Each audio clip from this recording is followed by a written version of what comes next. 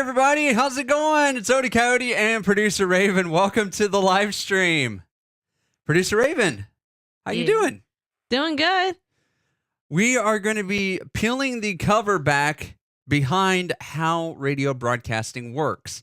Particularly, we'll focus in this video on internet radio, but the process, for all intents and purposes, except for a few extra pieces of equipment, is largely the same. What we're trying to cover is mainly the programming aspect of radio and how that part works, how a station gets programmed, the on-air content, how it's all scheduled, what equipment is generally used in broadcasting, and we're going to go over all of that. So, but before we do, producer Raven, it's been like 2 months since we've done a live stream.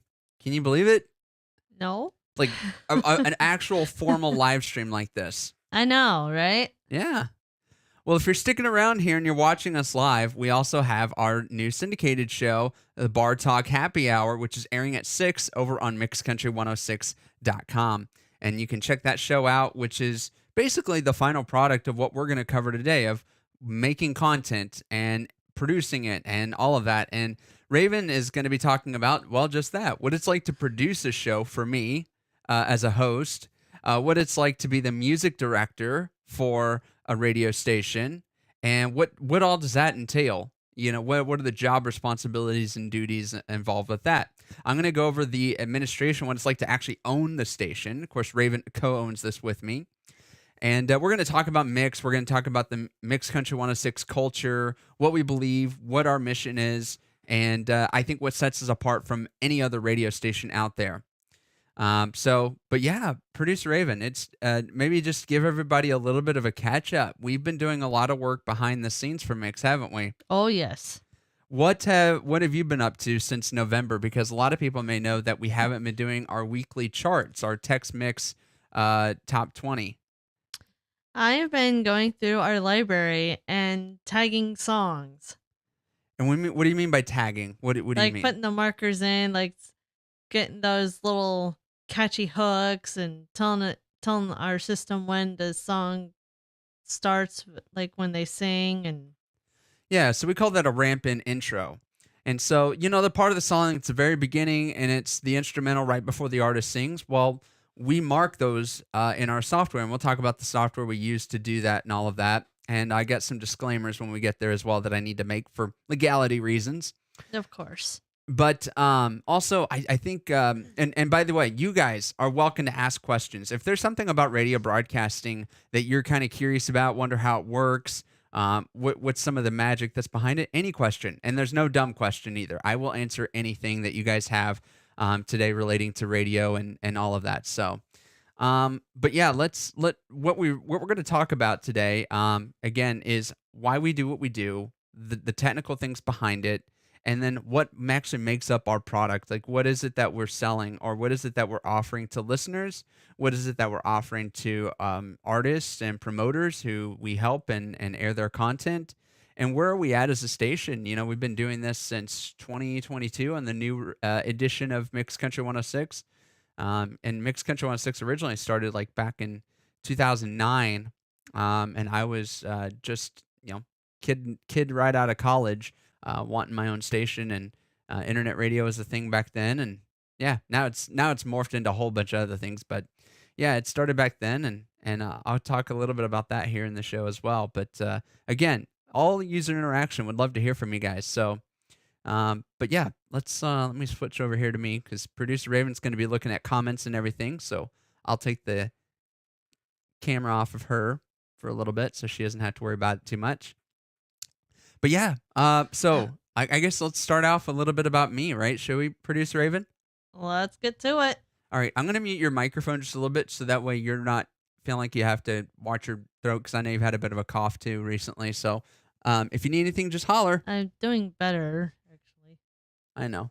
But just in case, you can feel free to interrupt me, okay? And with any comments. All right.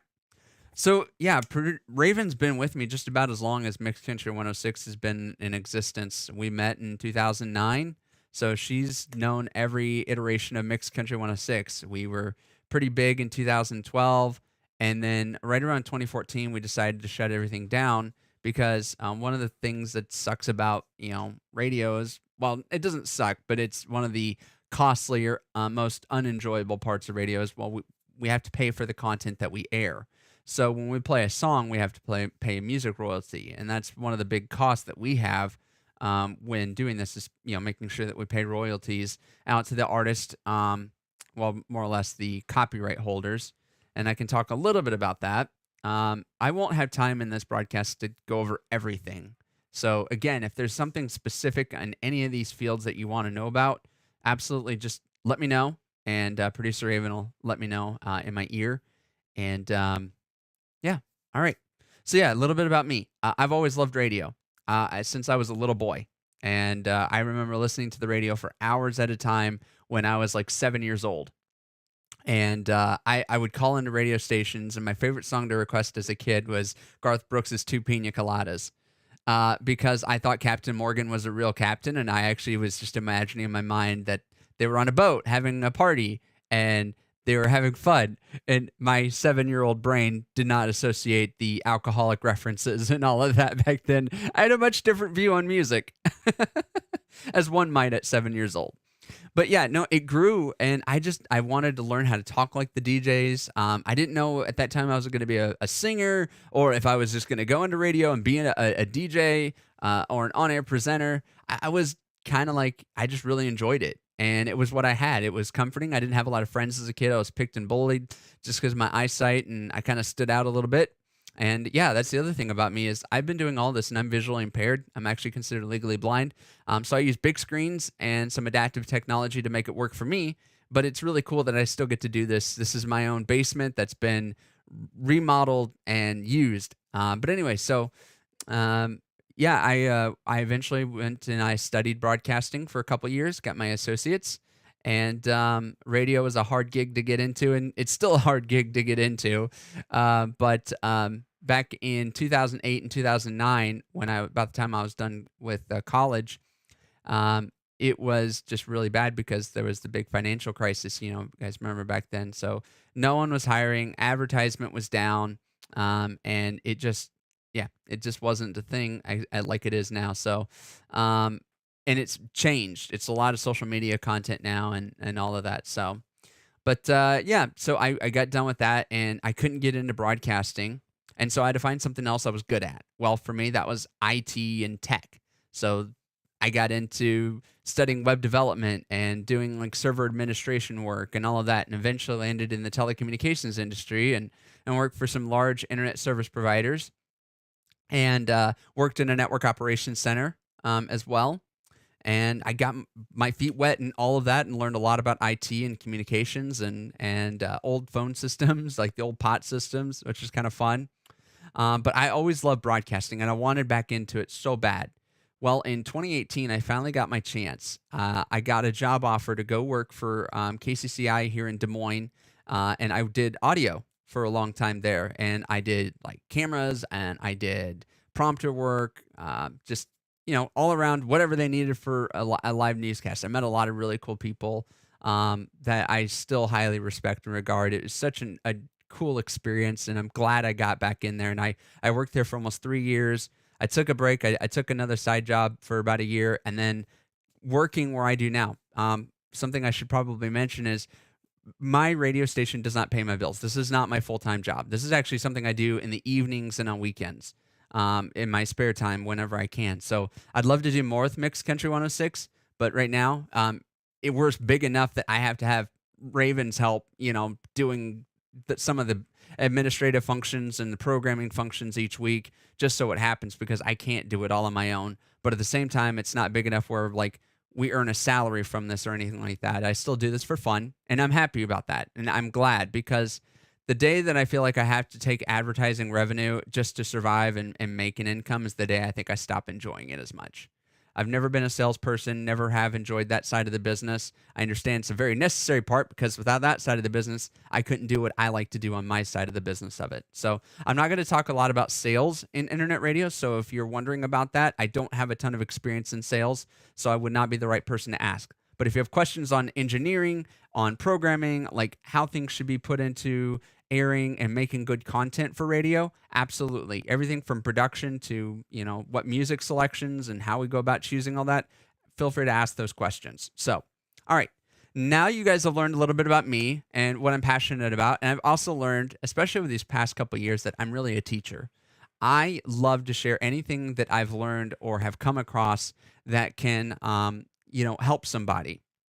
And I don't really care if this video gets 1,000 views, 10,000 views, or just 100 views. It doesn't make a difference to me because I feel like, as a person of faith myself, I feel like this video is going to get to the right person who needs to hear it regardless. And so that's why I do it. Just if it's just one person that needs to hear this and it really helps and benefits. And I also thought I'd make this video because I thought I keep seeing, and I'm part of these Facebook groups, and I see this question at least several times a week. I want to get into internet radio. How do I start? And I know this question's been answered a bunch of times. There's tons of videos actually along these same subjects. But I thought what would be different is if I gave you guys the secret sauce of what I do, what I feel like makes Mixed Country 106 competitive. And do I care if somebody copies that? No. In fact, I'd be flattered because, again, I don't do this for the money. I do it for the enjoyment and because I really love broadcasting. So we're going to break this up into a couple different segments. The first segment is I'm going to talk about the physical hardware and equipment. One thing I can't show you guys today is the server rack. I've shown it in previous videos. Please feel free to go watch some of that. And I posted about that online. That rack hasn't really changed much in this last year or so. So it all should still be pretty, current and, relevant and all that. So, but I do want to talk about like my console and show you how some of the functions on this console work. And then I'm going to talk about our microphones and a little bit about that and why we use certain microphones the way we do and why we process audios in some of the ways that we do. After that, I'm going to move on. I'm going to talk about the software that we use. So we're going to talk about our playout automation software. I'm going to talk about the software we use for scheduling. I'm going to talk about some of our web platforms and how we get on with, like, let's say, Amazon Alexa, and how our mobile app is and set up. I'm going to talk a little bit about that and our website and the way that it's set up there. And again, I'm going to have some disclaimers as we go because I'm very much affiliated with the companies that I use. And I'm going to talk about why and that. And also, I'm going to make it very clear that on the software side of things, I am not intending this to be a tutorial on how to use said software. This is how it looks for us. This is how we use it. This is what it does. But it's not going to be a specific on, for instance, Playout One, which is the software that we use for automation. I'm not going to show you guys how to use it, but it's just going to be a very much function of this is the software, this is what it does, and pretty much kind of leave it there so you guys can see a visual. So when you guys listen on the radio, you guys, oh, that's the software that's actually playing the audio, or oh, the reason these two songs come after each other is because he was using this scheduling software called Music One, which is the other software that we use. I also hope to have time to talk about some of the music sources that we use. And how we acquire music, because now that we've gotten established in the industry, it's actually a bit easier for us to get access to songs and get liners and things like that from artists. And producer Raven's going to come in about that time, and she's going to talk about her communications with promoters and artists and things like that. And maybe we'll talk together about how we go about and choose the songs that we're going to air. And we'll probably end with that. So... but again, anytime you guys have questions, we'll take a side step and we'll be able to answer those as you guys have them. I'll just real quickly check with producer Raven. Anything on social media that we need to be aware about before I dive into the first part of this video? Nope, she's shaking her head no. All right, very good. Then let's go ahead and we're going to talk about the hardware. Now, one thing I can do is I have an iPhone, so I'm able to use the continuity camera on that iPhone. And I am going to show you guys my console. And I might even show you, if you guys are interested, I wasn't planning on talking about it, but if you guys are interested in the video software that we're using or the video part of this, I am happy to talk a little bit about that as well. But for right now, we're going to jump over here. This is our console. This is the thing that you probably associate most with radio stations. If you've ever seen a studio, it's the part of the equipment that you notice the most. But you may notice those of you who are familiar with broadcasting that our setup is a little different. This doesn't look like a broadcast console, and that's because by definition it's technically not.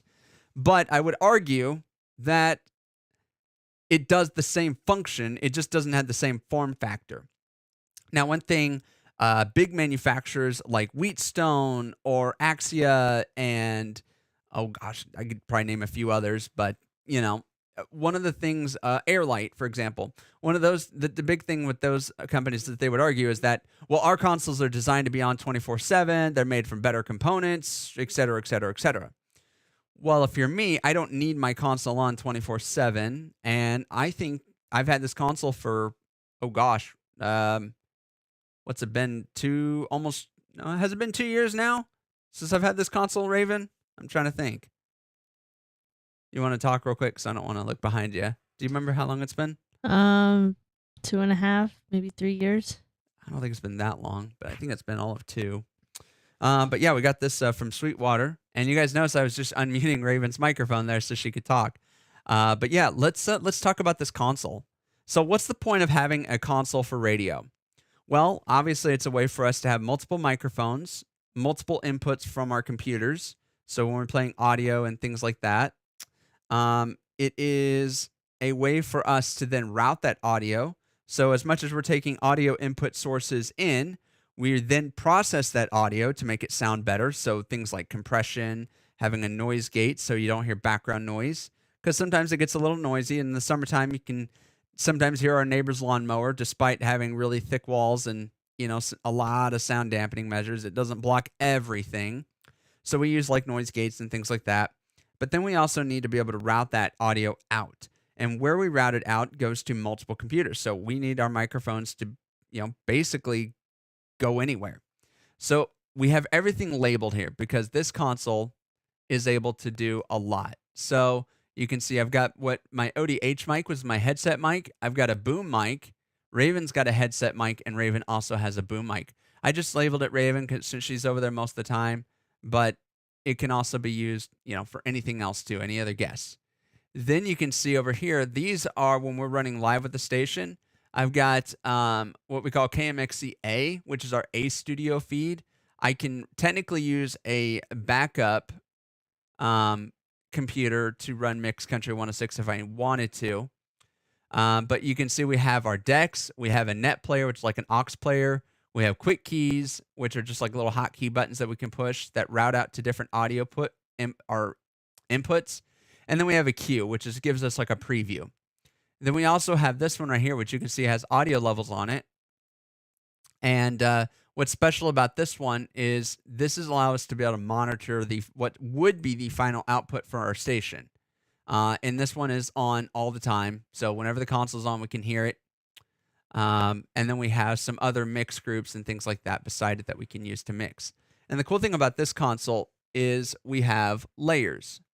So if I go up to my layer up here, you can see we have motorized faders. And in those layers, we have different audio inputs and things that we can do. And so the faders move with the console.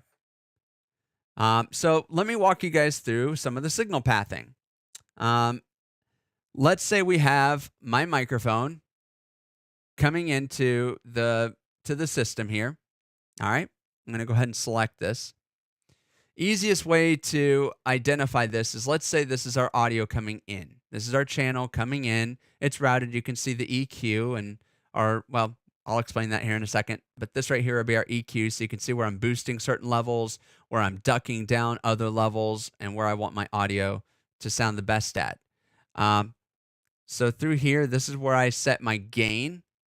So that's what this little fader right there is. And then we also have some other things that we can do. We can do different things with our panning and our tilting.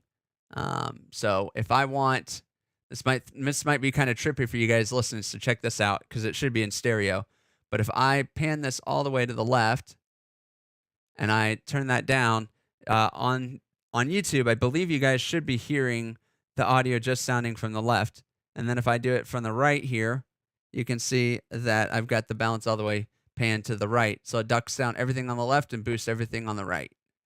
And then, of course, I can bring it back in the middle here.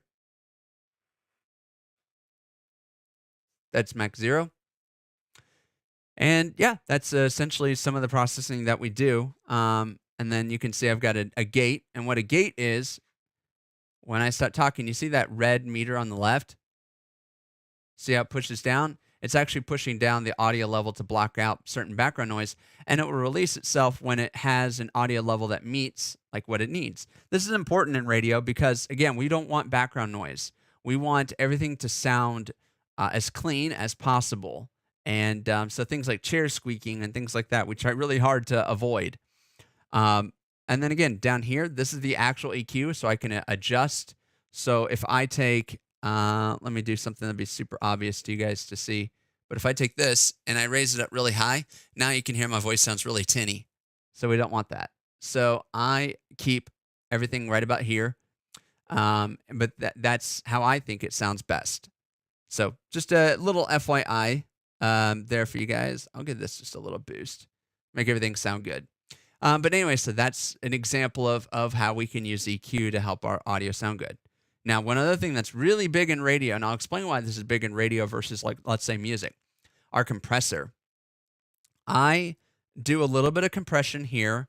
Our final mastering, which is a digital signal processor, which is a plugin basically on a computer, does our final compression. But I do some compression here on my voice because I want my voice, whether I'm talking really quietly like this or really loudly and I'm really energetic like this, I want it to come out to you guys about the same. So that's what a compressor does. It boosts the low levels and it keeps me from over modulating when I'm talking really loudly. So now we've talked about the input. We talked about how we process it. Let's talk a little bit about how I route output wise. So I'm going to go down to this one right here, this bottom thing. This is basically just a preview of where everything gets to go. And you can see right here, I don't know if it'll focus. It may not focus. But I have this thing called, mic processing. And it's actually an effect bus. And I'm not going to go into all of what that is over here. But just so you guys can see, if I go here, I have got this thing called mic processing. And you can see it goes up because I'm sending my microphone to this. It's called a mix bus. And if I select this and we see it over here on the screen, and I come up here and just show you guys, I'm actually doing a little bit more compression even here. But this applies to all the microphones. So all of the microphones essentially funnel into this processor here. And this is where things happen. We also do a little bit of EQ shaping here, but you can see it's not nearly as dramatic as it was on the other side. Also on here, I run a plugin, and this does a couple things. This also does a little bit of EQing and compression. This is just a shaper. So I try and shape the audio here so that it sounds good. Now, lastly, you guys probably saw this on the end. If what I can do is from here, I can either route this out to my main buses, which I don't, or I can send this out to yet another mix bus. So in this case, essentially, I'm routing from one group to another group. And then it may seem a little bit complicated. I promise you there's a ton of other videos about the Behringer Wing, which is the console that I use, and can walk you through on why this is all important. But essentially, this is just how we do signal processing. Now, I'm going to come down here. I'm going to go back to my main layer. And now you can see I have this going into a couple groups here. So I have what's called my Bcast mics. This would be like if I'm going to talk on the radio. Right now, you can see I also have a group called Livestream mics. And if I mute this, but now when I unmute it, now you can hear me talk. So this is like a way for us to mute different outputs. So this way, let's say I want to talk on both my broadcast and my live stream. I can do that. Now I'm talking to both outputs at the same time. Then, or if I just want to talk to my broadcast output, I can do that. But now, right now, obviously, I just want to talk to live stream because I'm not broadcasting live right now. And I don't have it routed to go there. But essentially, that's what that does. Then, when I touch this, now I'm going to send this out to my main outputs. And you can see this one just goes to what's called our live stream main output. So that's our live stream bus, which on here looks like that. So this is our main output. And what's really cool about this console is it's got 4 of these, and I'm only using 3, but it has 4 main outputs that I can use. And that's really helpful because that way I can have like a recording output, a live stream output, and I've got different buttons down here to automate different things. And there's not enough time in here to go through everything. So, but anyway, so that's a little bit of how this works. Now, the last thing I'll mention is, well, how, like, is there cables running to every computer that this audio routes to? No. It's all done over Ethernet with a really cool protocol called Dante. And the best way for me to explain Dante is to show you the routing screen. There you go. Sorry, it's a little weird looking through a camera. And then I'm going to tap on my outputs here. Now, what I'm going to do is I'm going to, let me see if I can get a little closer here. Okay. I am going to say, let's say my Dante card here. So this is my card. My Dante output here. So my main broadcast, where am I going to send that? I'm going to tap on it. And then this is where I'm actually going to take from. So I'm taking my main output right here, and I'm sending it over to my Dante card channel 1. And this is a virtual audio pass. So those who've maybe done like the old, audio stuff where you used to have these things called a snake. And it was basically a big, thick cable with a bunch of little cables inside that routed audio back and forth. Well, that's what this is. Only I can send a bunch of audio down an Ethernet cable, essentially. And it can then talk through a routing protocol to each one of the computers. And that's actually how I'm doing it. That's actually how I'm talking to you guys right now. So the audio that's going into my computer isn't like a bunch of audio cables. It's just a single cable that then does the networking and all of that. So that's all I can really show you here on the console. I will show you guys our microphone. You can see the computer screen. So this is our Shure SM7B. I use this primarily, actually not even in my daily broadcasting or when I'm recording for shows. I prefer to use my headset, which is a Beyerdynamic headset that you can look up. And it's really cool. It sounds great. Really good for like sports broadcasts, but I like it for regular. But I use this when I'm recording production. So when I'm recording a promo or a liner, or I've got some other recording project I'm doing, I prefer to use this microphone for that. And I've got this big, thick mic filter or pop filter on here because when I talk on the microphone, I am going to get right up next to this. That's really weird for me to try and show on camera. But here I could probably actually, yeah. So I like to get right up next to the mic. I'll talk just like this, just off to the side of it. And yeah, this is how I talk into there. And actually I can switch this so you guys can actually hear what the difference is. So if I do, let me go back to my other group here. There we go. Now you guys can hear I'm actually talking through the boom microphone. It has a very warm sound to it, right? Very warm. And what that means is that, I prefer that warmth. A lot of broadcasters, like the male vocals, when we're doing really like warm talks, I like to do this. And this lets me talk. So I can do that whole like radio voice thing or that movie theater voice, in a world far away, kind of thing. I like that for that. So that's what this microphone's really good. I like the close proximity effect on this one, but normally you can use it and you could talk far back like this and it'll still sound okay. But I like I said, I like to really talk up on top of the microphone, like I'm kissing and making love to it or something. Producer Raven's shaking her head at me right now.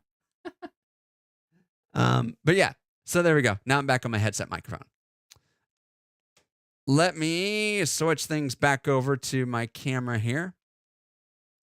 Anything from the fans, folks? Raven, anything from the fans? Nothing? All right. Put that back over there. All right. That was getting awkward to hold, by the way. It was really weird. So now we talked about a little bit of the hardware. So we got our broadcast console. We've got the routing for how we get audio. We have computers, which just run Windows. And then we use encoders. So actually how we broadcast out is using encoders. So I'll show you guys that real quick here. And now this is the part of the video I got to go do some disclaimers because we're going to go into software because most of the rest of what makes everything work for us is all software based. And I happen to be affiliated with every company pretty much that I'm going to show you guys here as far as our automation software and scheduling. And how am I affiliated? Well, I work for technically kind of both the companies, but I'm more of a contract thing on for one of them, but it's not a high paying thing. It's more of a favor and then what it is on that. Anyway, let me explain because I got to be careful how I explain this too. Um, I work for the company called Air, spelled AIAR, and I am a customer support specialist for them. I work for them during my day-to-day life. You know, that's how I pay my bills. Um, and just as a benefit, I guess, if you will, I get to use their software because I work for the company. And that's what we use. And I've been using Playout One and Air products before I even worked there. Um, so I'm more affiliated with it than that, but you know I've used it as a customer and I like it, and I would recommend it even as a customer. But as full disclosure, I work for the company, but they're not paying me. They don't know I'm doing this video, and I'm not trying to do a demonstration or promotion of it. It's just what we use, and I want to show you guys the function of the software, the product, so you guys can get an idea from A to B. How does audio make it out to you as the listener? All right. So with that, I'm going to do that. And then with Music One, which is the scheduling software, I'm going to show you that software. I helped the guy with this website. His name's Steve Warren. And as a thank you, he lets me use his software to do music scheduling. That's essentially what that is. But yes, they're not endorsements. And I'm not trying to show you guys how to use the product, just what it is and how we use it. All right, so with all of that disclaimer stuff out of the way, let's go ahead and go into it because I've always been very nervous about this part of the software and how I show it. I don't show this on here because I don't want to create a conflict of interest. That's why I want to be very clear on how we're actually using this software. So, all right, now that we're over here looking at our automation software, this all looks pretty fancy and fancy schmancy and all that, right? Well, it kind of is, but it's also pretty simple too. But this software is different than, let's say, iTunes because it's designed to be on 24/7. It runs on a computer that's always on. And one of the things that we do is because we're internet based, we have backups. So we have multiple internet connections. We have a fiber connection and we have a cable connection, and that's how we keep everything on the air. We also have battery backups that we use to keep those computers online, even in the event of a power outage. However, actually, something I was going to mention um, is that we can't do extended power outages. So, like this Thursday, our electric company's coming to do some work, and we're trying to find a place or a way to do alternate broadcasting right now, so that we don't have to take the station completely off the air. But anyway, let me mute this here real quick. There we go. You guys don't need to see me. But let's go ahead and go through this a little bit, shall we? I'm going to pop this up here. All right, so this software is called Playout One, and this is what's playing out our audio right now. And you can see right now we're actually playing our Dance Time in Texas, week 3, and we're playing segment 3, which you guys can see up here. And that's what's playing through right now. And this thing still has 14 minutes to go because this is a syndicated show. So this software knows how long it is, and what makes the software special, like, yes, I've seen like college stations that use Spotify playlists. It doesn't sound as good, and when you make the transition from using consumer software or like prosumer software, let's say like Sam Broadcaster or I don't know, Nextcast is a little bit special. They can technically be used in terrestrial, but the software that comes to my mind that's really popular with like internet radio guys is using Sam Broadcaster, which is really designed for the internet radio market. But a lot of the other ones are like what I call prosumer. So you've got like station playlist that can be definitely used for internet radio, and Nextcast, which can be used for internet radio. And there's a lot of features that are catered in that direction, but technically they can be used in terrestrial radio as well. And there's certain packages you can do with those companies. But in Playout One, there's actually I use the Pro software just because, well, like I said, I work for the company. But there is another version of the software for internet radio that's more designed in that called just Playout One Standard. A lot of people use and use well, and I've even seen some terrestrial stations use it. But there's pros and cons to that, you know, which I'm not going to go too far into. But I want to show you some of the things that are a little bit special. So one thing you kind of notice, I've got these lines here that are red, right? I'm going to scroll up here to the top of this one right here. One thing that I can show you guys that's special is, do you see where these red lines here and it has like this C in red? That means that's a command. So something that this software does, and many other software like Wide Orbit, oh gosh, that's the only one that comes to my mind right now. Audio Vault, for example, those type of software, you can look them up. One thing that they have in common is they're able to automate certain things. And we do that through commands. So for instance, one thing I do to make sure that my syndicated shows run perfectly to time is I have a command here literally called run to time. And it's called something else inside other software applications. But in this one, this is what it's called. And what this does, and radio people use this all the time in various forms, is this helps me time my hours automatically for me. In fact, I have these little info icons here off to the side. This tells me that it stretched my content by 3.92%. So I can see, so what that means is I'm actually making a segment a little bit longer, very slightly by under 4%, so that it actually times itself out. That's right. What you may have heard about radio, especially in the 80s, where they used to speed the tempo up, that's a real thing in radio, and we use it. So if a song sounds slightly faster than it normally does, that's intentional. That's what radio does, because our goal is to, one, make sure our content times out, and number two, make sure that we have, as much content that we can squeeze in an hour, because we're trying to keep you as a listener engaged and tuning in. So we use these things like commands like run to time. Another thing I have here is a snippet, and that is like for our CDX News, because I need a music bed plus the segment to play about at the same time. And I don't want to produce it each week. So when you guys hear CDX Country News, the newscast, and you hear that electric guitar riff that plays underneath it, that is actually two tracks that are playing on top of each other, and one is ducked down lower in volume than the other. Little trick there. And it's automated. All I have to do is drag the downloaded track each week into a folder, and I have another software on here that can actually copy that location automatically. And I even do this with the Dance Time in Texas for the syndicated show. It's able to copy it from a Google Drive that's shared with us directly from there and automatically import it into the software each week. Less work, it's less handwork for me to do. And radio stations use this all the time to automate the content that we ingest into our system that airs. And that's what makes automation systems so powerful, is because all the hours that you used to spend loading tracks into a system, like think if you had 100 tracks every week that you were moving around inside of iTunes into different playlists, or you had these things that you always wanted to hear a little bit more often, or you're trying to do an hour-long playlist to make it fit, if you're back in the 90s or early 2000s kids, you want to make it fit inside of a CD or something. I don't know.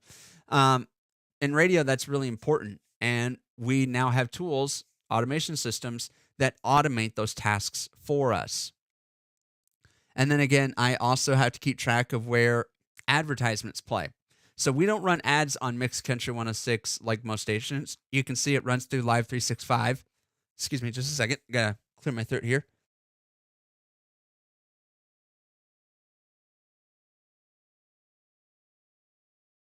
Sorry about that. But what this is this is a special audio file. It just has a music bed that's for the actual audio, but when the metadata, meaning the title and artist, which has to be very specific, reaches Live 365, which is who we use to stream with, what they do is then they insert an ad for that length of time based on the metadata. Those are the ads that you hear. They aren't produced locally by us. They are something that Live 365 generates and puts out. But we can schedule them inside of our automation system. And because they come from traffic, and by the way, when I say traffic, I'm not talking about car accident on I-80 or something. I'm not talking about like that. I'm talking about commercials. So in broadcast, we call it the traffic department, which is our commercials department. It's the active part.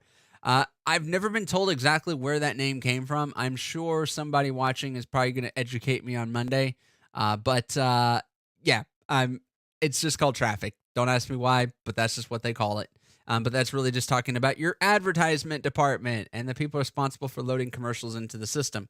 And we use a different system to keep track of those. And that's why they have these little markers before and after them. It's because this is the section of the log that we insert another type of log called a traffic log into, which inserts and injects these advertisements at specific spots within our hour based on our format clock, which I'll talk about in a little bit. So inside of here, we also have these line things. You see these R's? These are called rotators. And a rotator is a single track that has a bunch of other tracks inside of it. So in the case of Playout 1, this is how it looks. So I come over here to my media finder. I'm going to click this R icon up here, and this is going to show me all my rotators. And what's nice about this, let's say I want to see my Bar Talk Happy Hour liners. When I open this one, it's going to pop out over here. But you can see inside of here, there's this list. And these are actually all of the Bar Talk Happy Hour liners that air in the show.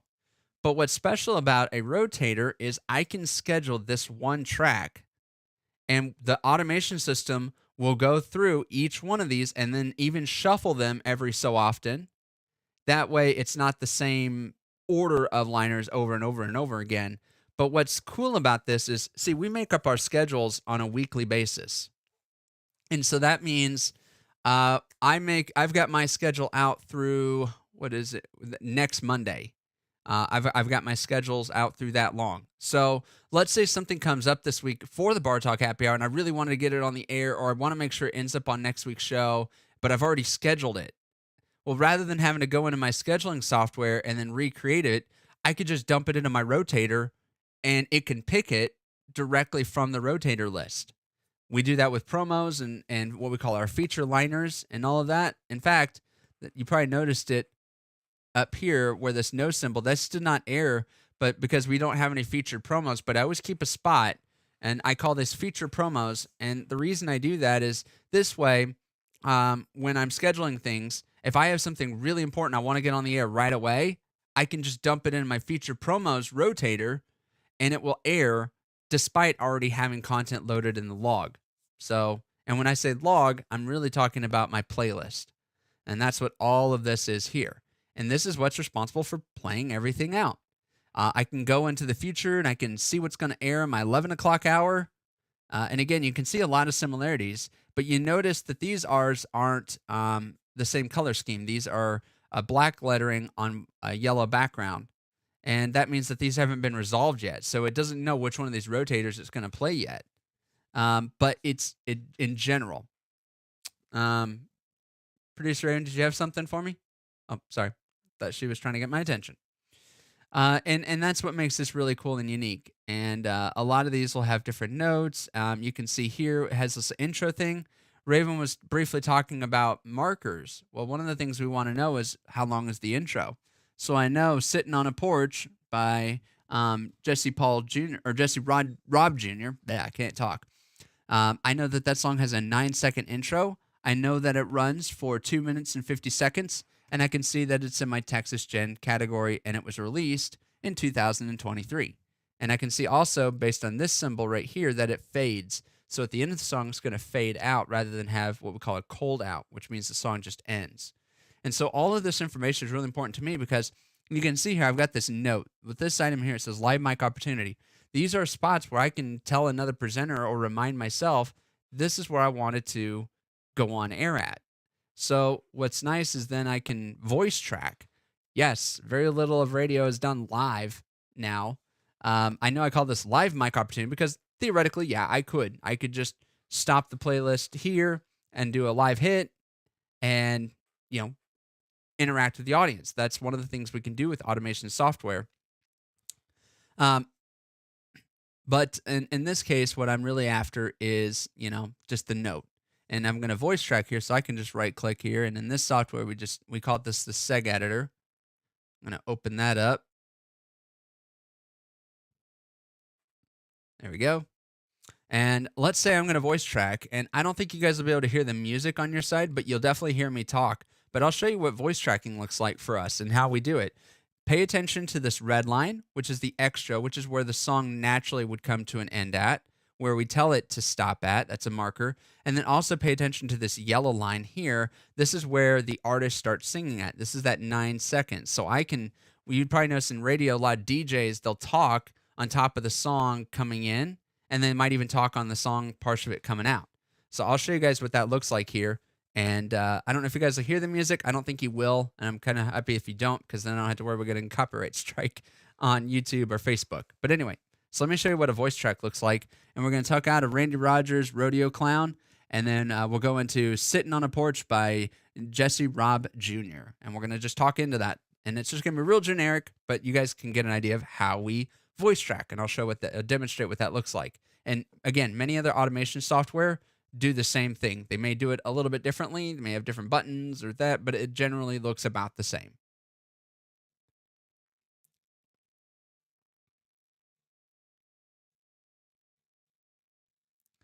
That was Rodeo Clown by Randy Rogers here on Mixed Country 106, and I can see that it's not recording. Again, I love live streaming here. But you can see if it was, what it would be doing. So I'm just going to go ahead and stop that. I imagine there's probably something I've muted here because I'm doing my live stream. I can go in and figure that out later. It's not recording right now, which it should be. But I'm not going to worry about it. But you guys kind of had the idea. It records in there, and then it allows me to then talk on top of a song and then come into it. I'll fix that later. But anyway, all right. So we've got that, and this is how we manage our library too. So over here, what makes things unique about radio? Again, with iTunes or a music player software, you can just look up your favorite track and title and artist and everything like that. But in radio, we need things that traditionally were called carts. In this particular software format, they're called UIDs. But it's an indexing number that can be alphanumeric, and it's how we categorize song. So, for instance, if I want to look up the song that goes in our scheduling software called M1750, if I type that in, I can see that that is Case Harden, Are You With Me, which is one of our brand new songs that we just put in the system. That's why it's in our power category. This is a top 20 song, so this is going to be a heavy rotation song. But M1750 is what goes to this particular track. And this is one of the ways that we can reference it and how we index it. And this just allows us to do that. So for us, we use an M symbol at the beginning to indicate that it's a music file or a song file. If I were to do P1002, you guys can see that is our CDX News Country News Bed. But P for us notates that this is a production file. If I were to do N1000, or we'll do N100, you can see that this is our hourly news break. And we last did this back yesterday on the 17th. We don't do hourly news, but this is another one that we automate coming into. It's a 3-minute newscast that we air at the bottom of each hour. And then we also have our good news one, which we air during the Bar Talk Happy Hour. So those are notated by N, indicating news, and then we have them starting at 1000. We also do for syndicated shows, if I did Y, these are all of our syndicated program. So I've actually got a Bar Talk Happy Hour. This is for our, this is what we call our evergreen episode, which is available so that we can always have a good to air in case we aren't able to do a show, which actually happened last week. We actually had to air this one like that. But you can see Dance Time in Texas, Y1000 through 1003. These are the 4 segments for Dance Time in Texas. And they come in each week automatically. And we back things up too. So we back things up to both our NOS drive. We also back things up to our Dropbox. So this way, in case the software ever goes down, the system is able to be smart enough to do that. Let me briefly show you guys one other part of the system, which is how we automate the output. I'm going to talk about our processing for audio, and then I'm going to go into music scheduling. And I wanted to keep this about an hour, but I'm willing to let it go over because really want to show you guys like how all this works. But let me go over to the other screen here. Cool. All right. You guys can see this one's almost over, and we're actually getting ready to go into Bar Talk Happy Hour, so you can see how this hour is going to end, and you can see this voice track recording. That's our opening segment to the Bar Talk Happy Hour. It's our intro. And there's a lot more commands that happen in the Bar Talk Happy Hour because we automate it so that it can fit a podcast format, on-demand format, and our syndicated format. So we have 3 different formats, and we do different things called mix down breaks and things like that we can do, which is another really advanced feature. Not going to go into this one. But this right here, this is the engine that makes the audio go out. It's called Audio Engine in this case. I think this is fairly unique to this software package. I think there's some other things that you can do, but I'm not going to go into that. But essentially, in our world, we use this, and you can see this program up here called Auto Importer. All this does is this is ingest things, and it applies different rules to audio that comes into the system. That's all that does. And then we have a monitor application here, which keeps it. Yes.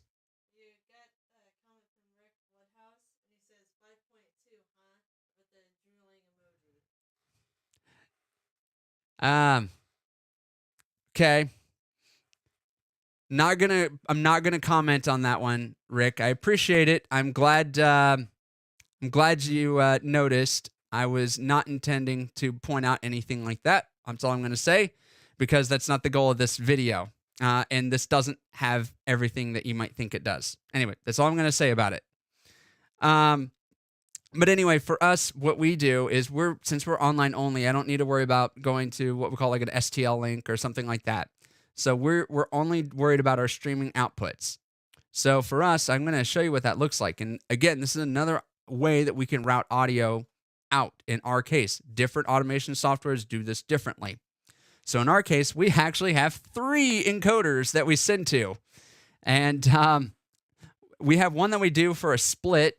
And the reason we're thinking about doing that, this is in testing for us right now, but a split allows us to send our main programming to one place and then split off and then only air certain content on another stream. Because I'm thinking about, in the future, offering our syndicated show as a live stream, but do it so that they don't hear the Live 365 ads that we would normally air on our own station. So I'm thinking about that, but it's a bit complex to set up.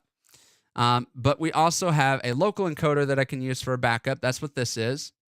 So when I go on here, this just goes to my own encoder that I have in case something happens to Live 365, or I need to send my stream out to somebody else and I don't want it logged or them hearing what would normally go out to Live 365. So then we have that, this is our primary encoder.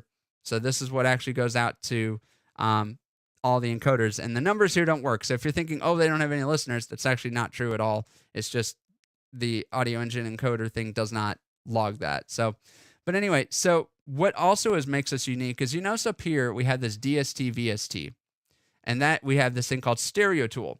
This is the magic of what makes us sound the way we do. We use Stereo Tool as a mechanism so that we can make the audio, no matter what it is, sound good, as good of volume as we want, like I can't talk, as loud of volume as we want, as far as being able to really saturate things and make things sound consistent. So one song doesn't sound louder than another song. And that way our voice tracks sound good, even if maybe one of the presenters who might be on is using a less than optimal microphone level, for example. We can kind of fudge it a little bit and process that. Anyway, so I just briefly wanted to show you guys that, but we can route outputting all to those different locations. We even can voice track remotely in our browser. There's an application to do that, and most radio stations have a version of this that they're able to use. But again, these are just the different settings that we can do, and we can have presets for different routing that we do, and radio stations do this all the time because, believe it or not, a radio station might have 2 or even 3 studios, and one of the things that they can do is they can then route audio that way they can actually use multiple studios for different shows, and then they can throw it from one studio to another and then route that. And that's what this software essentially lets us do, is we can take different inputs at different times from different studios if we wanted to. Anyway, all right, back on subject here.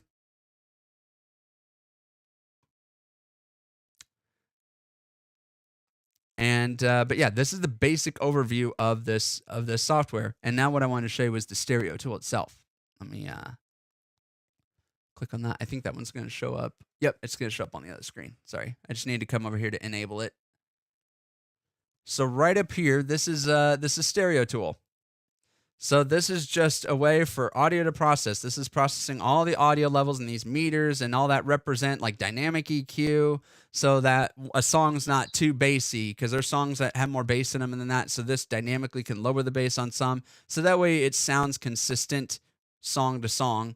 And we can have compression and gate and all of that to let the audio level come in. So in fact, right here, you can actually see on the left side, this is the input coming in just below -6, around -8 dB. You can see that right there. But finally on the output here, we're really pushing it. We're up at like -2, and that's usually where we peak it at. So we give it about a 4 dB gain. And that way we can make sure it sounds nice and loud again. And we can go into the different settings here. If I go into processing over here, we can do like, okay, we'll look at frequency control. And I can do band passing. We have our own equalizer. We do kind of a heavy bass tone. I'm not going to lie. We kind of like it a little bit like that. It doesn't translate that much into the user unless you have like a subwoofer. But this is our EQ curve, what we like. And this is a little bit of how we process. And I've gotten I actually had a couple stations ask me for my stereo tool preset file, which I've allowed. I don't really care. So if you guys like this and you guys use this software, feel free to ask me and I'll give you my copy of my thing. But when we have this auto EQ, this thing gets really fun. So this allows us to auto EQ no matter what's playing. And that's all I'm really going to say about it, but it helps make sure that the audio sounds pretty consistent song to song with our sound signature.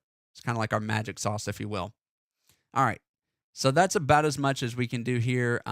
There's presets for like FM and things like that too. We can do like a stereo boost, which is the stereo field, like how much left and right panning do you hear? Just trying to keep it really simple here. We can do imaging. We can talk about what phasing, so make sure that the audio stays in phase with each other. So there's little bits of compression. I'm not actually even using this part right now, just because I don't really have that. If I really want to make things dynamic, you can even add reverb onto it. I don't recommend doing it. We don't like to color the sound really. But yeah, so this is a little bit about what we use and just using stereo tool here. Cool. All right, let's show you guys the music scheduling side of things. So now we've talked about how audio gets in and out. Let's talk about how do we pick songs each week? Like what actually does that? It's not random. It's very systematically done each week by me. And there's a very good rhyme and reason for why things look the way that they do.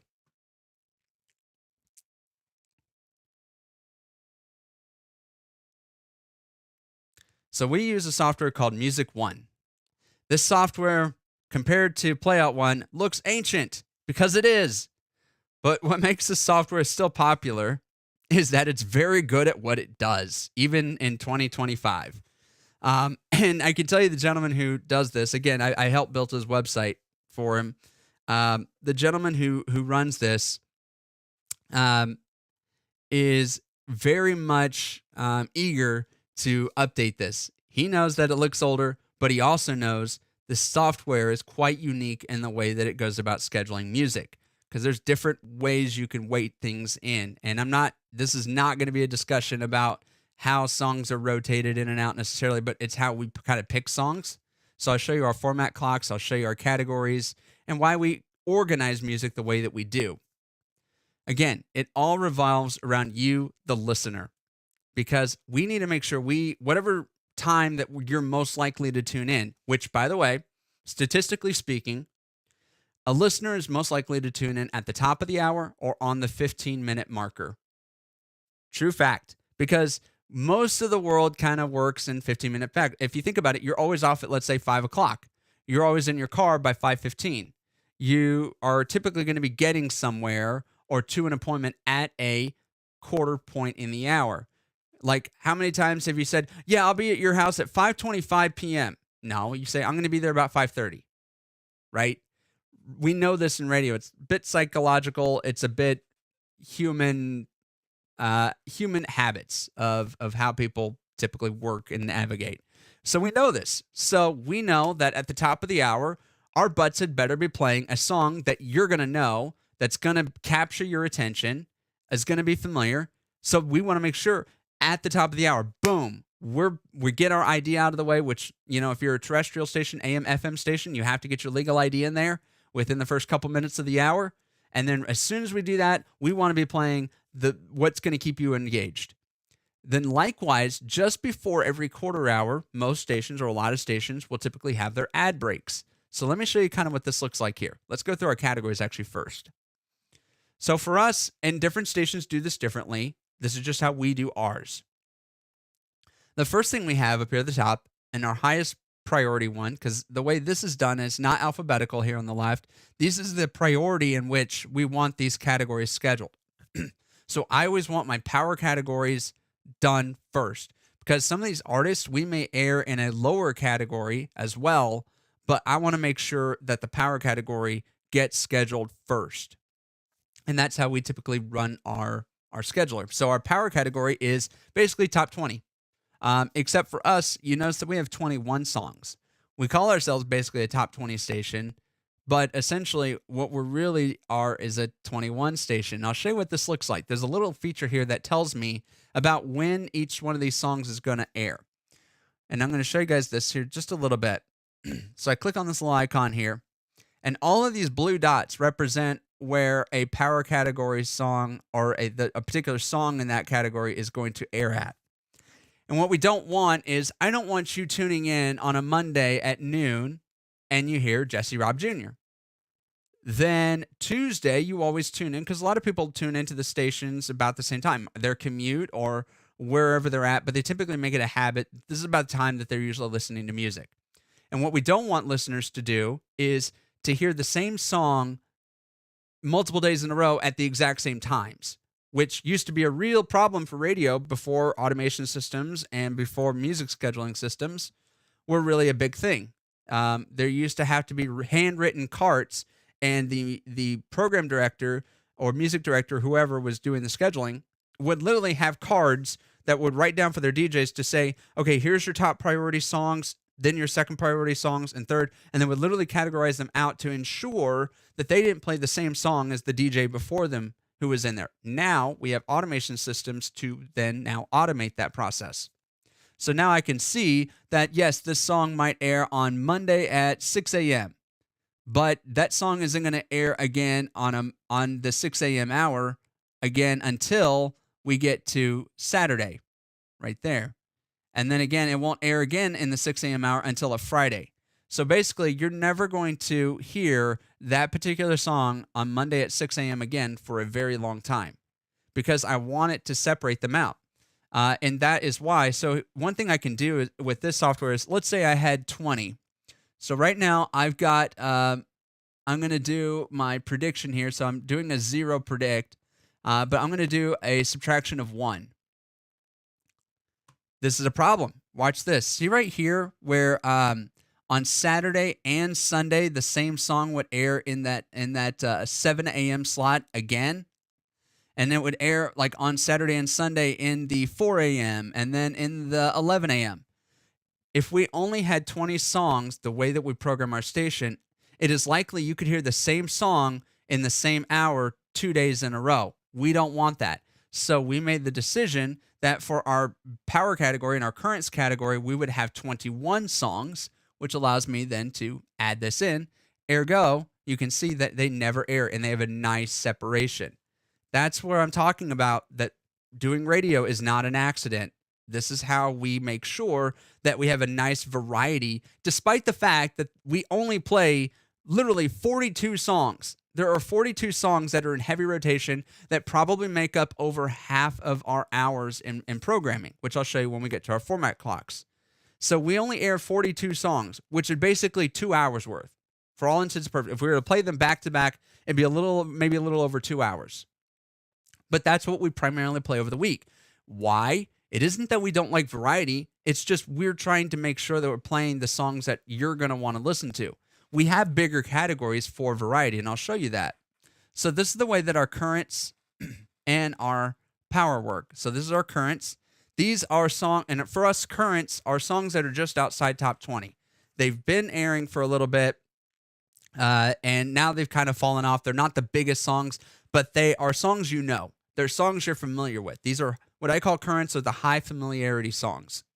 And again, I've got 21 of these, and these play pretty frequently because just like the power songs, I want these songs to also have that same kind of, these are the songs that I think are going to grab your attention and bring you in. I also have this song. So what's unique about Mixed Country 106 compared to a true hot country station or hot AC pop true top 20 is that I kind of bridge the gap between multiple subgenres of country music.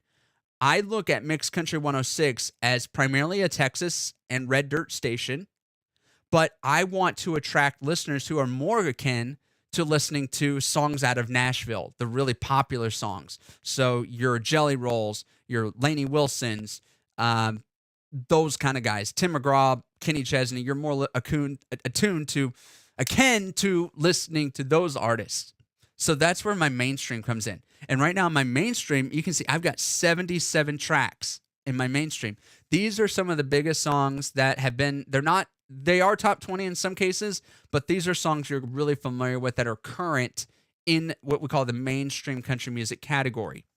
And I want you guys, because these are the songs that those who aren't familiar with what we do at Mixed Country 106 have never heard Texas country music in their life.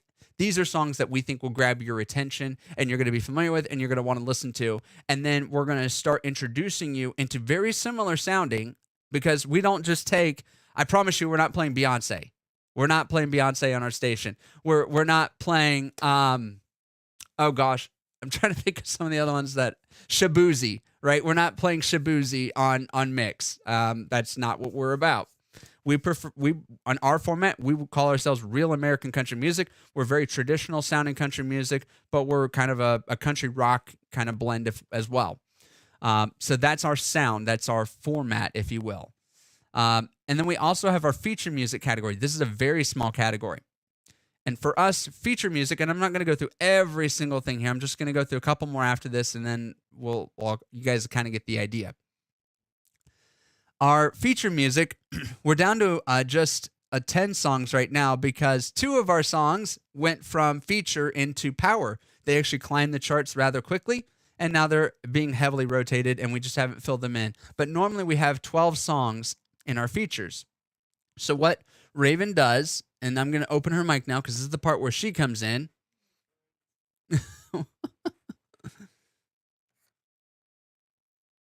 There we go. So Raven is our music director, and Raven is responsible for listening to all of the artist submission songs that come in.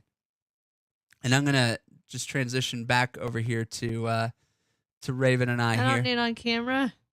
Oh, of course you do, honey. Oh, I don't. You're too pretty not to be on camera. But Raven's job is to go through all of those submissions from the promoters and the artists and pick out what she thinks is the best. And this could be a big list. It could be like 20 songs or even 30 songs. I kid you guys not, we probably get about 10 song submissions every day from promoters, artists, and it's from everybody. We've had Latvia country singers, Canadian country singers. We've had submissions from all over the world. I kid you not. And Netherlands and yep, Netherlands and all that. And so how do we go about picking them? Well, they have to meet a certain criteria. We've gotten big enough as a station, and because we're also a monitored station, meaning our spins count to the industry airplay charts, we have to be very selective. So one, the song has to be charting somewhere. It might be in position 76, might be in position 99, but it has to be charting on one of the major charts before we'll consider it. And that is not because we don't want to promote more up-and-coming artists. That's actually the opposite. We don't want to artificially inflate those artists, because whatever song we pick, and when we rotate them, and you can see it's 12 songs, and we rotate a feature song every hour, that means that song's going to get a minimum of 2 airplays a day. when we pick a song, it is likely that that song will start charting because some industry charts are very selective. For instance, the Texas Internet Radio chart only has about 20 or so stations that contribute to it. We're one of them, meaning you might start charting on there next week when we start airing your music. But here's the thing. Eventually, if your song doesn't grow, and obviously we have new music that comes in, we have to then make the decision when we're going to stop playing a song or rotate it even less. And that is a hard decision because, again, it's all about the listener and listener demand. If we're not seeing that song grow and become more popular, eventually we have to pull the plug on it and move on to another song. That's just how the industry is. It's just how it works. That's how listener tastes and all that work and habits. So, Raven, talk with the audience real quick. So, because I need to rest my voice for just a second. But can you talk with the audience real quick about what you do each week for both the chart and how you go about working inside of Music One? Well, um,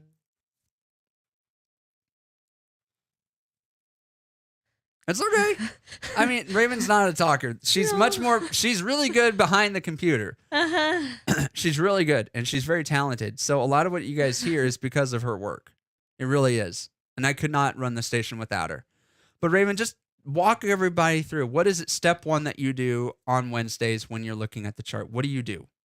So I go to my computer. I look at the three charts that we use. What are the three charts that we use?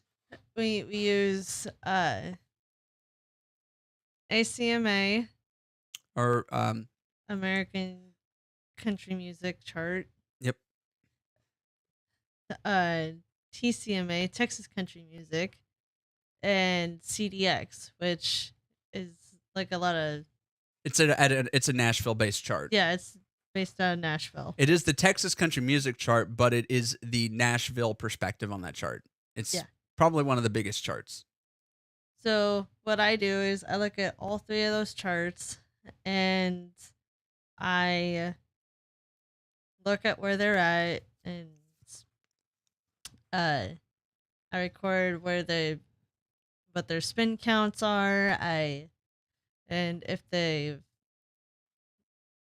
fell below like a certain spot, I try to look at another one that I listen to it and be like, this one would probably be a good one.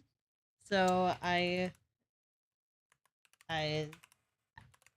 add it in. Right. So we think it's a good one, and then Raven will send it to me, and then we both listen to it, and we kind of decide together whether or not it's going to be a good one. So let me show you guys something really quick here. I'm just trying to find it here. I want to show you guys two things. I want to show you guys our website because we publish this chart every week for what's going to be in our power. So let me look at this, and then we also so I'm just bringing up my website here real quick on the other computer. I would like to get the camera off me, please. I will, just a second. Instead of sitting here.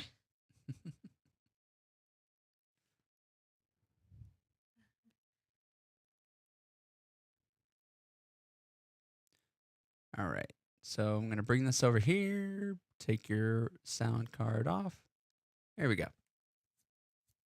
So this is our website, mixcountry106.com. And you can see on this website, this is what we're featuring this week. We're talking about the Trump inauguration over drinks, what this means, and we're just going to kind of give people a perspective. That's what's coming up on the show right now. It's actually airing right now because we're going over the 6 o'clock hour. All right. Now you come down here, the Tex Mix Top 20. This actually directly pulls from a Google Sheet that Raven fills in, except we only grab certain rows and parameters. So right now, our number one song is Get Away With Anything by Mike Ryan, right? And if we click on full chart, this will take you to the full top 20 chart.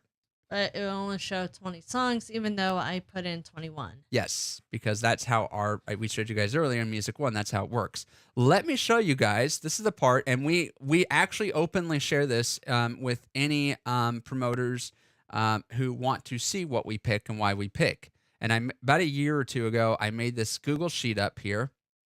This is what Raven fills in. And we actually have a script that then pulls this chart data out.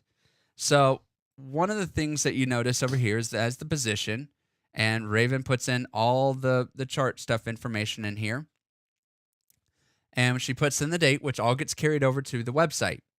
We have our ACMA spins, so what she does is she writes down all the spins in for that song, and these are all the biggest ones. And you can see some of these they're still rated pretty high in the chart, but they don't have anything in the ACMA. That's because not every chart carries all Texas artists. And we want to represent the entire Texas country music scene. So that's why we sometimes will do that. And you can see the TCMA spins and CDX spins. So what we do is we put all of those numbers in there for that song. And then what it does is we use let me see if I can't grab the formula. Okay. It's actually over here. So Well, we also have it on our site where you can also vote for these songs too, which will help. I will get there. Oops, sorry. You guys notice we have this thing called user votes. So one of the things that we do is we average out everything. So this whole math formula, as Raven puts in the numbers, it automatically organizes and sorts the music. So once she's done and she's got all the top 21 tracks, then it's done. But basically, the way we pick it, we do it purely on numerics and how things are rating right now. This is actually not too different from you guys might be familiar with like the Nielsen surveys. Maybe some of you guys used to log what television shows you watched and that's how they get like viewer counts and things like that. Those things got annoying after a while. So we base what we think is popular based on what other stations are playing. And that's where our feature music comes in because we know that we're going to be contributing that. Our feature music category is our way of contributing to help promote artists that we think are good, that need or deserve extra airplay and attention from other stations as well. So this is our way of contributing to that. But anyway, for our power category, this is how we do it. And so we take that average. But what's really cool is you can vote on our app and on our website your favorite songs. And those votes, either up or down, actually contribute to what is going to play. When we have had it's not been huge movement, but we have seen a chart or a song go from 21 to 20 because a couple people voted for that song. Now we're just getting back into this, so we didn't have any user votes this last week. But the way it works is for every user vote, either up or down, is plus or minus 2 spins. But I did notice when we were on the break, I did check periodically. People were voting. Well, that's good. I'm glad to hear it. But you guys don't often see this part of what we do, but this is a critical way that how we go about picking songs and what we think is going to do well. And we do this every single week. And we try to do it on the average of 3 charts too, because we don't want a song to be on the power category one week and then it drop off the next week because we're only looking at one source, right? That's why we take the average of the 3 because different charts have different panel of stations. And so that's kind of one of the ways that we were able to, average out and keep it pretty consistent. In fact, we didn't do a chart from the middle of November to the middle of January, and I only needed to get 12 songs out of the 21. So half of the songs that we were airing in Power in November are still in Power in January. And then half of them have now rotated.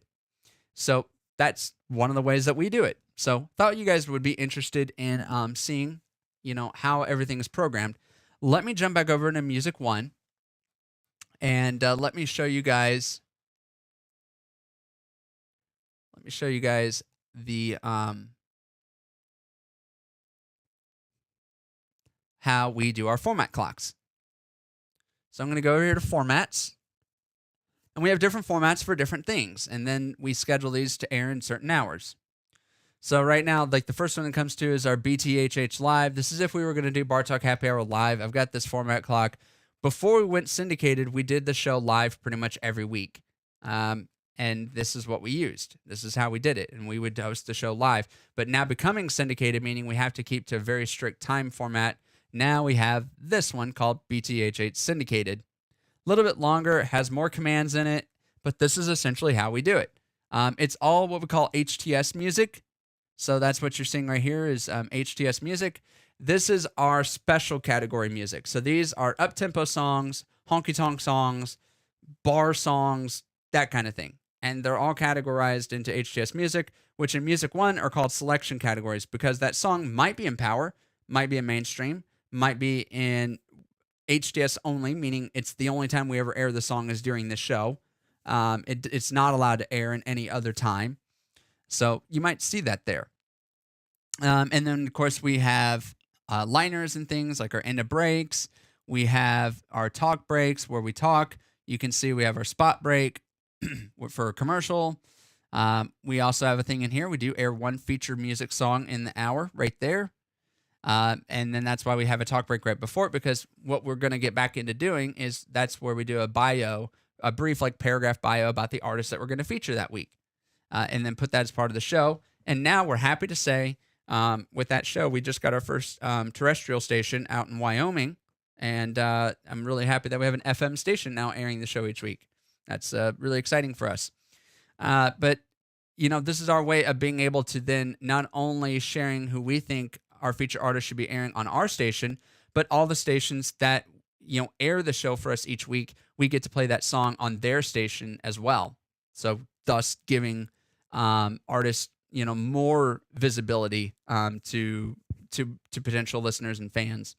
And this also has allowed us, because now we've moved to a syndicated format and we can get access to bigger artists now than we used to be able to, because for the artist, they can do one interview with us and end up on 9 radio stations rather than doing 9 separate interviews, one for each of those stations. So being a syndicate station for us has meant that promoters really like us because now we have more visibility for their artists, and that makes them want to have their artists be featured on our station all the more. That's why we get tagged a lot for Mixed Country 106 by artists. We get tagged a lot, actually. And I love it. And it's so humbling to me to hear and see all the reaction we get, because I guess I should have mentioned this earlier, and I will, I guess, towards the end, about what the mission of Mixed Country 106. Let's save that. Let's go ahead and save that for the end. But anyway, we have 2 major clocks that we run through each hour. And not everything here. You see at the top, we have the Midnight National Anthem. Yes, at midnight, as a classic radio would, we air on midnight Central Time. We air the national anthem. We have like a Lee Greenwood one. We have, Lee Greenwood, Patty Loveless, I think, did one. And who was the other one? We have 3 different versions of the national anthem that we air. You could search for it. I could. Yeah, I guess I could show you guys that a little bit. That would be in our special music category. So let me see. So special music. Leanne Rimes, Lee Greenwood, and Ricochet. We have that, and it rotates inside of a rotator. So each night, it's a different artist. So we have 3 different versions, but at midnight, it will rotate one of these national anthems in there. So just a little bit of, fun fact for you guys. If you're ever late night listening at around midnight, you'll hear the national anthem. But yeah, so, and then this is also how then we decide where our news is going to get programmed. And this gives us a rough time too. So again, we time our things. So you can see spot break. For us, we air at about 20, kind of in the middle. What we find is that even though we schedule it for 20, it's more likely going to air around 24, which is actually perfect for us because I would rather air somewhere on the 24-minute mark. And then same with this one right here in the 40. I know it's going to typically air a little bit after it. It's not going to be at 40. It's going to be a couple minutes after it. These are estimates because it doesn't know what song it's going to exactly pick. But these are pretty good averages for where it's going to put it. You can see we have our CDX news that it puts right there. We can see at the bottom we have different commands. So we have our music filler markers. So if the hour happens to run short, the system can dynamically add a song into us, even if the placeholder for it's not there. We have our soft marker and our hit markers for certain hours. Then we have a liner. We have our last break. We air a promo. And then that's how we get to our last, bit of the hour. And then again, for where we're going to air news and things like that. So, yeah. Hope that makes sense.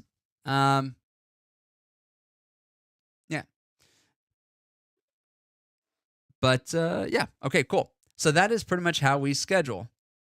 And that's kind of how we do it. So right here, you can see here's our daily news. And then we have daily news in the other one as well.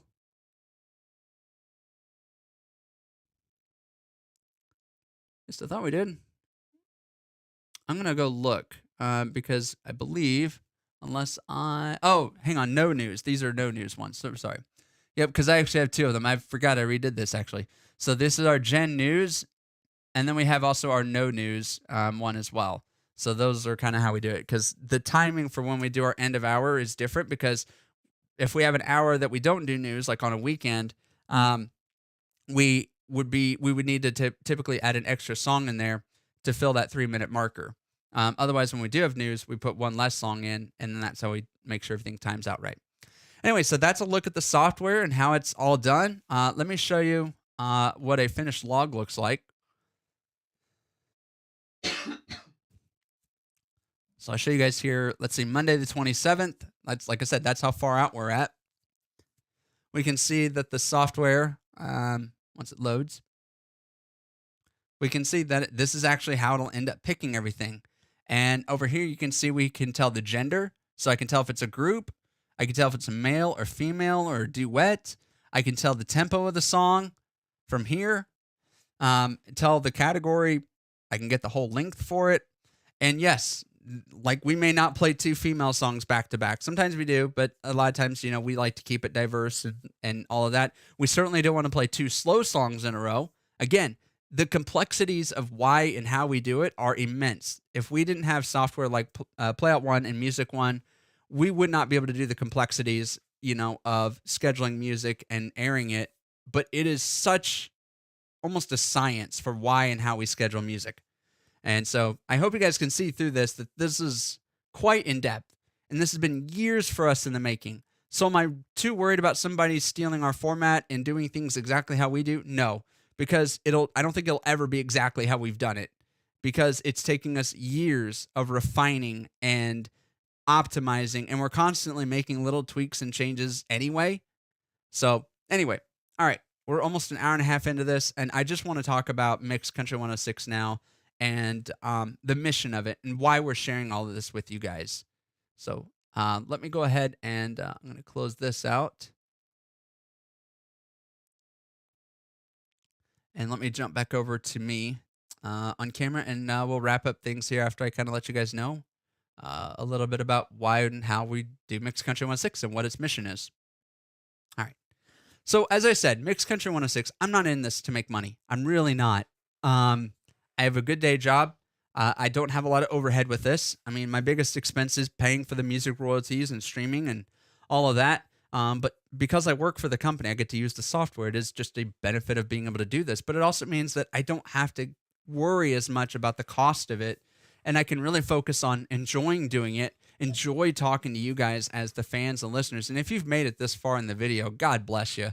Thank you. That must mean you're a real radio enthusiast, or you're really interested in maybe doing this yourself and starting up your own internet radio station, or maybe even terrestrial. Although it gets a bit more complex when you think about owning a terrestrial, because you got FCC and all that licensing and all that to deal with. But for those of us who just enjoy the art of making radio, I love it. I can't imagine doing anything else. It's such a fun time. That's why I'm spending an hour and a half of my Saturday night talking to you guys. And that's why this video is going to be up, for however long. Yeah, so it's one of those things where I do it because, I said earlier, I'm a teacher. I just want to help other people have an easier time getting to where I'm at than I did. I had to learn a lot of this stuff on my own, trial and error, making mistakes, not knowing who to talk to, the right connections and all of that.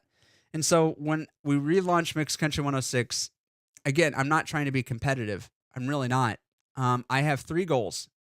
First goal is obviously entertain the fans, get listeners, and do all the things, because a radio station is no fun if no one's listening, right? So that's our first goal, is to keep fans engaged, keep listeners engaged. And the second goal that we have is introduce people to Texas country music. That was why we decided to relaunch it, because I became super disenfranchised with the music that was coming out of Nashville. it's just, it didn't sound country anymore. It didn't sound like something to be proud of anymore. It just felt very much pop inspired, trap beat, oriented.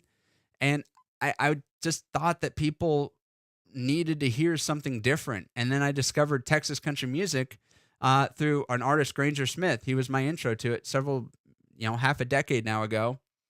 Um, and I was hooked. I was like, this sounds like the music I was listening to in the 90s, but it's new. It sounds like real country music. Has fiddles, steel guitar, a nice drum sound to it, good vocals, storytelling, really unique stuff. And if you don't live in Texas or Oklahoma, you probably don't know a whole lot about it because this type of music is super regionalized. And I want to bring it out to the wider world. And there's a few other of us who are doing the same thing.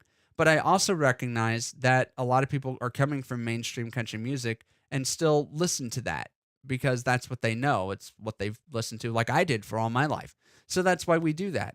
But again, it's all about music education, listenership, and then lastly, the part of why I'm making this video, our third goal at this station is to teach others about radio and the broadcast industry.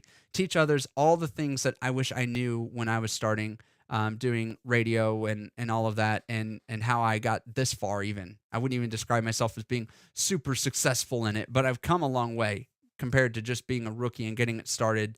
And I hope that this video is a good way for you guys to see the tools and some of the methods that we use in radio to make good radio, to do good production, to, I don't know, just be different.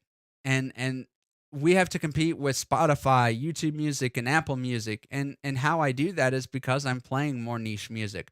I'm giving you stuff that Spotify is not necessarily going to put in front of you. You're going to hear different content, and that's also why I love doing this. I get to do things with this that regular radio stations wouldn't be able to. I'm able to do that kind of more niche marketing and all of that to help myself stand apart. So anyway, Producer Raven, thank you for your patience here. Yeah, so Raven and I both Raven does this obviously to help me out because it became evident about a year ago that the work that was involved with this is just too much for one person to handle. And I could not do this without Raven's help. Raven, I got you on camera, but I can see that. thank you for everything you do to help each week. Raven has to put in several hours of work every week, not paid, just because she loves me.